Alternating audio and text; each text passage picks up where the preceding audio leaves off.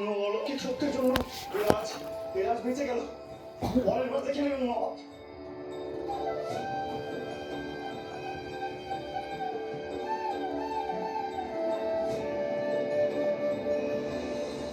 জয় গেছো বাবার জয়, জয় গেছো বাবার জয়।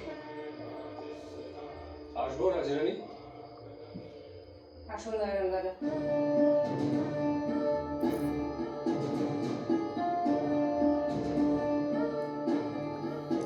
ফিরে গেছেন তো? এই কোনো কৌশল নয় তো? না রাজরানী, ফিরে গেছেন নবাব। বেশ, তবে উনি আজ যা করলেন এ তো আমরা ভুলে যেতে পারি না দয়ারাম দাদা। শেখ মহাশয়কে উনি তার গায়ে হাত তুলে অপমান করেছেন এবং আজ নাটোরের রাজকুমারীর সাথে উনি। আমাদের তো জবাব দিতে হবে দয়ারাম দাদা। নবাবের বিরুদ্ধে যুদ্ধ ঘোষণা করে দেওয়া। আমি এই বিষয়ে আলোচনা করবার জন্যই আপনার কাছে আসছি। ভালো করে ভেবে দেখুন রাজরানী, এখনই কি আমাদের যুদ্ধে জড়িয়ে পড়া উচিত হবে? সামনেই তারার বিয়ে। আমি বলি কি, আমরা বরং নাটোর ফিরে যাই, সেখানে গিয়ে রঘুরাজার সঙ্গে আগে একবার পরামর্শ করি, তারপর আপনি যা সিদ্ধান্ত নেওয়ার হয় নেবেন। আপনি একদম ঠিক বলছেন দয়ারাম দাদা। আমি সত্যি হঠকারিতা করে ফেলছি।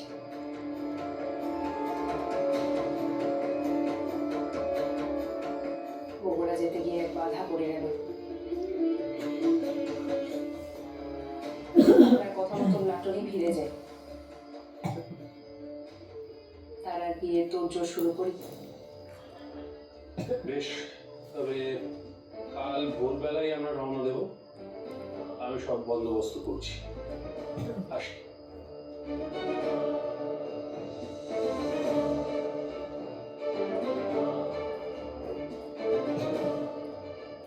তারা এবার বোধ হয় তোমার মায়ের দর্শন করা হবে না। নাটোর ফিরে যাই। তোমার বিয়েই এখন আমাদের প্রধান লক্ষ্য। তুমি যা বলবে মা, তোমার সাথে এতখানি সময় কাটিয়েছি, এটাই আমার জন্য অনেক। বেশ, আমার লক্ষ্মী যাও, এবার খানিক বিশ্রাম করো তো। আর দুশ্চিন্তা করো না। আজ তোমার কারণে, তোমার ভক্তির কারণে আমাদের কোনো ভয় পাওয়ার দরকার নেই। যাও।